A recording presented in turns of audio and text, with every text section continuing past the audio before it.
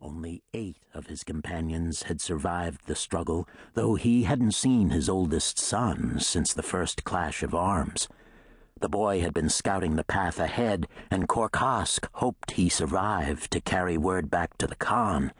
That thought alone gave him pleasure to set against his vicious resentment. The carts had been looted of their trinkets, the silver and jade stolen by the tribesmen. As Korkhask watched from under lowered brows, he saw many of them now dressed in Mongol dells with dark splashes of blood on the cloth. The chanting intensified until Korkhask could see white spittle gather at the edges of the men's mouths. He held his back very straight as the leader of the tribe drew a curved blade and advanced on the line, screaming. Korkhask exchanged glances with the others. "After tonight, we will be with the spirits and see the hills of home," he called to them. "The Khan will hear. He will sweep this land clean." His calm tone seemed to drive the Arab swordsman to an even higher pitch of fury. Shadows flickered across his face as he whirled the blade over a Mongol warrior. Korkhask watched without expression.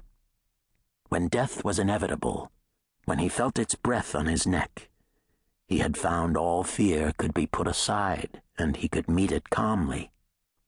That at least gave him some satisfaction.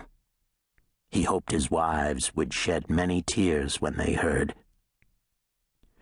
"Be strong, brother," Korkhask called. Before the warrior could reply, the sword swept down and took his head. Blood gouted, and the Arabs hooted and beat their feet on the ground in appreciation. The swordsman grinned, his teeth very white against dark skin. Again the sword fell, and another Mongol toppled sideways on the dusty ground. Korkhask felt his throat constrict in anger until he could almost choke on it. This was a land of lakes and clear mountain rivers, 2,000 miles west of Yenqing. The villagers they had met were in awe of their strange faces, yet friendly. That very morning, Korkhask had been sent on his way with blessings and sticky sweets that gummed his teeth together. He had ridden under a blue sky and never guessed the hill tribes were passing word of his presence. He still didn't know why they had been attacked, unless it was simply to steal the gifts and trade goods they carried. He searched the hills for some glimpse of his son, hoping again that his death would be witnessed. He couldn't die badly if the boy watched. It was the last gift he could give him. The swordsman needed 3 blows to take the third head. When it finally came free, he held it up by the hair to his companions, laughing and chanting in their strange language. Korkhask had begun to learn a few words of the tongue, but the stream of sound was beyond him. He watched in grim silence as the killing continued, until at last he was the only man still alive.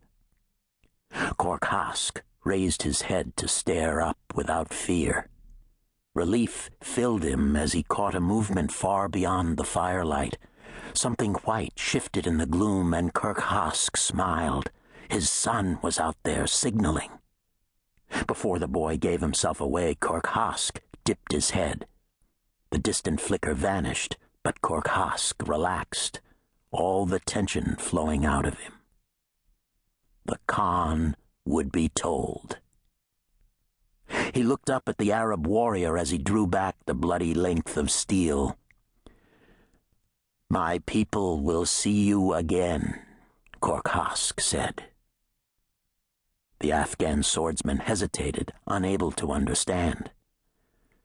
"Dust be in thy mouth, infidel!" he shouted, the words a babble of sound to the Mongol officer. Korkhask shrugged wearily. "You have no idea what you have done," he said. The sword swept down.